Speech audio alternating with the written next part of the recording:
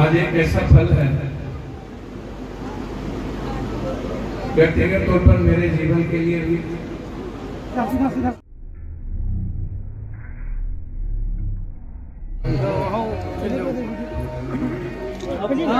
क्या भैया भैया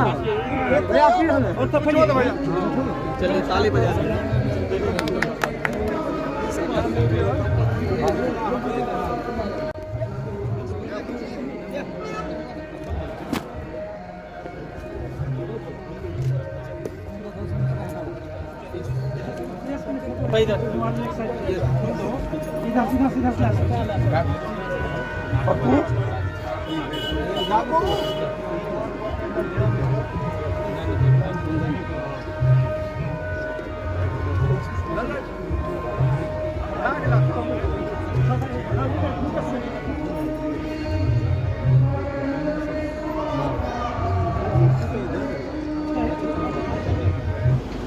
और यहाँ जो भी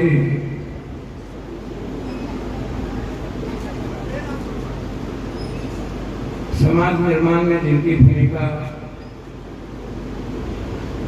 जिनका योगदान, जिनकी कीर्ति, जिनका दायित्व, जिनका कर्तव्य और जिनका नैसर्गिक उन्नति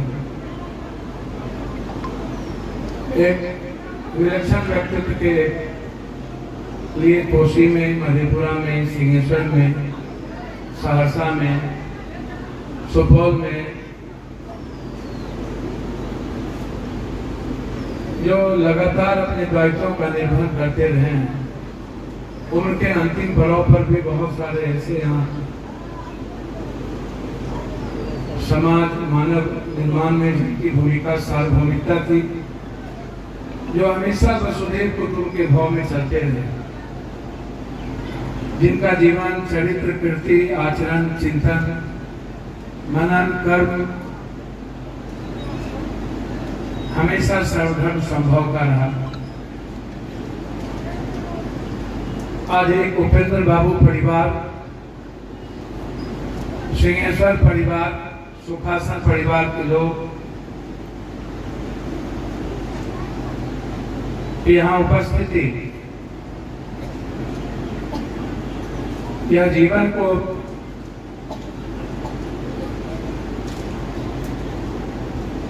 आंतरिक आनंद देता है। आंतरिक खुशियों से जब मैं अपने बुजुर्गों को देखता हूं, हमारे माननीय सांसद जो हम सबके लिए परिवार के ही नहीं, जिनका वात्सल, प्रेम, स्नेह, जिनका सहयोग, आशीर्वाद हमेशा मिलता रहा है, समाज को भी, हर समूह को भी, हर विचारों को भी और हर व्यक्ति के अधिकारों को भी संरक्षित करते रहे हैं। आदरणीय, उत्कृष्ट, ऊर्जावान, गतिशील, चिंतनशील, हमेशा अपने विचारों से सदन और सड़क तक विकास के प्रति भी अनवरत अपने दायित्वों का निर्वहन करते हैं। माननीय दिनेश बाबू, यहाँ उपस्थित माननीय विधायक जी, माननीय जिला परिषद अध्यक्षा जी, दिलेश्वर जी भी आए थे और माननीय विधायक महसी भी आए थे, वो चले गए। मैं बिना किसी औपचारिकता के मधेपुरा, सहरसा, सुपौल से आए सभी लोगों का हृदय की गहराइयों में, जिनके लिए शीर्ष स्मृति में हम सब यहाँ इकट्ठे हुए हैं,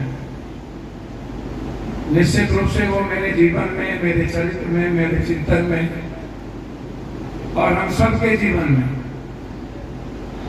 जिनके जीवन की कीर्ति, जिनका चरित्र, जो जीवन से ही एक विराट चाणक्य की तरह हमेशा अपने विवेक से, हमेशा अपनी शालीनता और विनम्रता के साथ। मेरा बचपन इसी दरवाजे पर भी था। मैंने उनको बहुत नजदीक से महसूस की। मेरे जीवन में बहुत सारी चीज सीखने को मौका मिला और अनवरत सीखने की कोई उम्र नहीं होती है। डिस्कवरी ऑफ इंडिया में नेहरू जी ने एक लाइन लिखा था, मुझे लगा कि मैं दुनिया के सारे किताबों और सारे स्मृति को जान चुका हूँ। अंत में जब मेरी उम्र दहलीज पे थी तो लगा मुझे सीखने को बाकी है, जानने की जिज्ञासा कभी खत्म हुई नहीं, भूख बढ़ती चली गई। मनुष्य के सीखने का कोई उम्र नहीं होता, ना जानने की जिज्ञासा की भूख कभी कम होती है। इसलिए आज भी, तब भी, आज भी हमेशा प्रयास रहता है कि व्यक्ति छोटा हो या बड़ा, किसी के भी आचरण, किसी के भी कर्म, उसके चिंतन, उसके चरित्र, उसके किसी एक विचारों से भी हम एक कदम, एक अच्छा प्रयास कर सकते हैं। समय काल पात्र के अनुसार हमेशा परिवर्तनशील रहा है। कभी शिव आए, कभी कृष्ण आए, कभी राम आए, कभी नानक आए, कभी बुद्ध आए। हमेशा जब जब युगे युगे अंतर पर हमले हुए विचारों पर, अधिकार पर, संस्कृति पर, लोकतंत्र पर, जीने के अधिकार पर, तब तब नई नई युग पुरुष आते चले गए, मनीषी आए। उसी में से हम सब के बीच एक ऐसे मनीषी जो हमेशा कोशी के सबसे कमजोर व्यक्ति, वंचित व्यक्तियों के जीवन के लिए उनका अनुकरणीय जीवन था। प्रमुख के पदों पर रहने के बावजूद भी, मुखिया के पदों पर रहने के बावजूद भी, आज भी उनका परिवार, जो इस पंचायत के मुखिया भी हैं, इस प्रखंड के मुखिया संघ के अध्यक्ष भी हैं, मैं उनके जीवन को जब महसूस करता हूं इस युग में, जब संकट है विचारों का, संकट है चरित्र का, संकट है संस्कृति का, तब पप्पू बाबू को जब मैं देखता हूं तो मुझे लगता है कि उपेंद्र बाबू जो हम सब के बीच नहीं रहते हुए हैं, हमारे जीवन में है, हमारे विचारों में है, सोच में है, हमारे आचरण में है, और पल पल उनकी शेष जो स्मृति है वो हमें सच्चाई के रास्ते, हम जो जीवन में आए हैं उसकी जो भूमिका है, उसका जो दायित्व है, एक सच जो दुनिया के सामने बोलने की हिम्मत हो, चलने की हिम्मत हो, वह एक ताकत देती है। आज यहाँ आना हम सब के लिए, मेरे लिए तो विशेष तौर पर, आज मेरा स्टैंडिंग कमेटी की बैठक थी। पप्पू बाबू का और उनके जीवन का जो मेरे प्रति, इस परिवार का, जिनसे मैंने अपने परिवार के साथ मधेपुरा परिवार और इस परिवार से जो संस्कार मिला, इस परिवार से जो सामाजिक और राजनीतिक जीवन में एक ऊर्जा मिली, खासतौर पर सिंहेश्वर जो बाबा की नगरी भी है, जिसे दुनिया में प्रथम विश्व गुरु जो आई ही इस दुनिया के निर्माण में सदाशिव, प्रथम गुरु के रूप में दुनिया में उनका पदार्पण, और संपूर्ण परिवार को उसी परिवार के रूप में विश्व कल्याण, मानव कल्याण के भाव के साथ आत्मोक्षार्थम जगत हिताय च, संपूर्ण मानव का कल्याण और मोक्ष की कल्पना के साथ एक विराट वैभव, ऐसे इष्ट का, ऐसे कस्टडी का, ऐसे क्रिएटर का निर्माण हुआ इस धरती पर। एक छोटे से उम्र में बालक काल के बीच मुझे याद आता है जिनका जीवन अभी भी कई प्रमुख साहब, कई बाजार में जिनका सानिध्य, जिनका सहयोग और जिनका रिश्ता इस परिवार से था, और उसी रिश्ते के तहत हमें बहुत सारे सिंहेश्वर के हर परिवार का स्नेह मिला। मैं गौरवान्वित महसूस करता हूँ। ये मेरा सौभाग्य है, ये मेरा मतलब मैं इतना ही कह सकता हूँ, यहाँ आना मेरे लिए मेरे जीवन का सुखद पल है। मैं एक पल एक नई जीवन को जीने की प्रयास करता रहता हूँ। मेरे जीवन में कुछ भी परंपरा नहीं है। वर्तमान में मैं जीने का हमेशा प्रयास करता हूँ। पास्ट और फ्यूचर की बात मैं जीवन में कभी करता नहीं। प्रेजेंट में कोशिश करता हूँ कि सबको साथ, सबका सहयोग और सबके आशीर्वाद से एक नूतन जीवन, एक नव मानवतावादी सोच और हमेशा टाइम, पर्सन, प्लेस, वे, सब्जेक्ट के मुताबिक कोशी, सीमांचल, मिथिलांचल, बिहार में हर व्यक्ति के जीवन में अनंत खुशियों को ढूंढूं, मुस्कुराने का एक पल अवसर मिले। जब कोई सामाजिक न्याय और समाजवाद की परिकल्पना करने लगता है तो मुझे आश्चर्य होता है कि समाजवाद, सामाजिक न्याय की परिकल्पना किसी सियासत और सत्ता के गलियारों से नहीं निकलती, किसी राजनीति का शेष अवसर नहीं है। समाजवाद जीवन के उस आचरण और उस चरित्र से है जिनके जीवन से इस देश और दुनिया के अनंत की ओर हम किसी की खुशियों को ढूंढते हैं।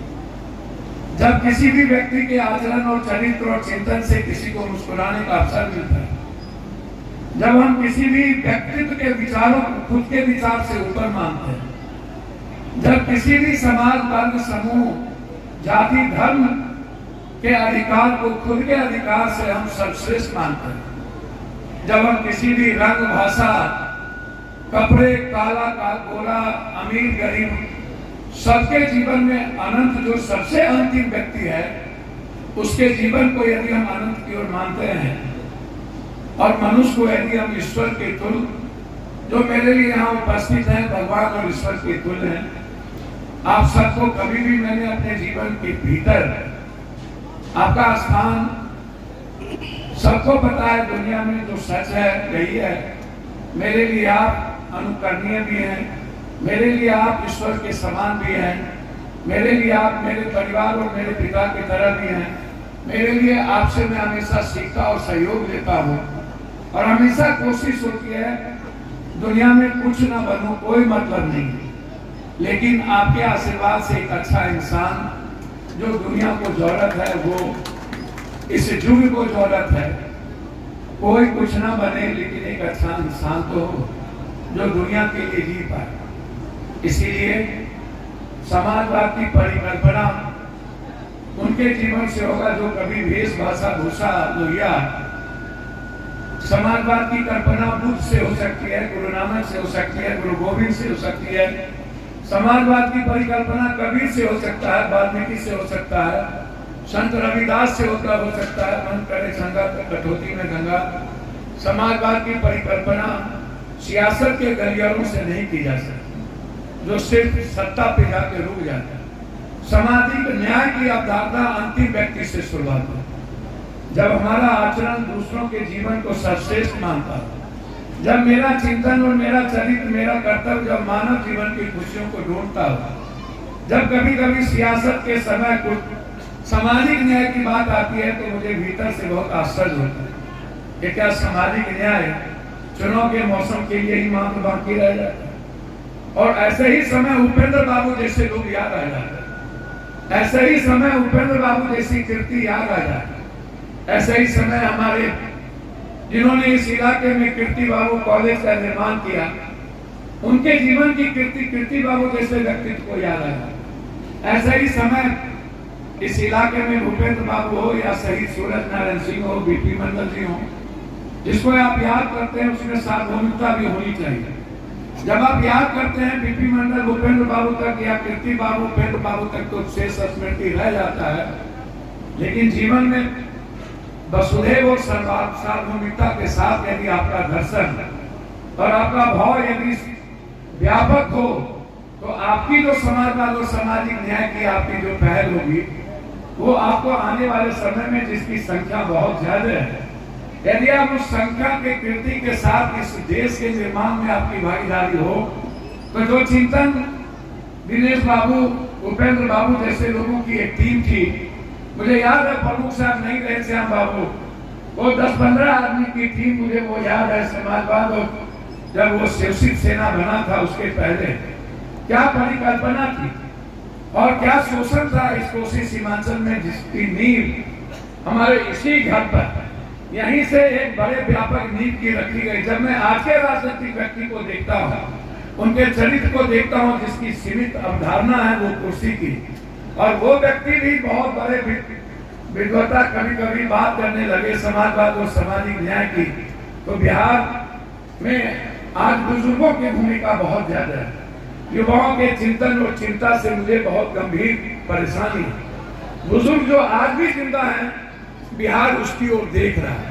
मैं अंत में सिर्फ इतना कहूंगा, जिनकी उम्र आज भी 50 से 80 के बीच है, आपका जीवन आपका चरित्र ही इस बिहार को बचा सकता है। जो 21 साल 23 साल 30 साल 32 साल के बच्चे हैं, युवा है, जिनकी भूख बहुत अनंत हो चुकी है, जो किताबों के पन्नों में नहीं है, जो सीखना नहीं चाहते, जिनका आचरण सिर्फ राजनीतिक रूप से घिर चुका है ताकत पैसे और चीजों से, आप बचाइए। इस बिहार के 13 करोड़ लोग आपके जीवन आपके आचरण आपके कर्तव्य को देख रहा है। हर गरीब आदमी, हर अंतिम आदमी, मैं बार बार कहता हूँ इस बिहार में कुछ नहीं बचा। जब मैं एक बार कल परसों हम कहीं से आ रहे थे तो हमने एक सर्वे पर हमने एक नजर डाली, जो अभी हुआ है गलत सही, मैं उस पर अभी नहीं जाऊंगा, जो जाति जनगणना, उसमें जब मैं बिहार को देखा तो मुझे आश्चर्य हुआ। और तब जब हम बात करते हैं सामाजिक न्याय की तो बहुत अच्छा नहीं लगता। मैं उस स्मृति को नहीं कहते हुए सिर्फ अंत में इतना कहूंगा कि जो लोग उपेंद्र बाबू के सानिध्य में एक कदम, एक प्रयास, एक उम्मीद, एक सपना, एक विश्वास, उनका जो स्मृति है एक उम्मीद है, एक सपना है, एक विश्वास है और एक मानवीय मूल्य है।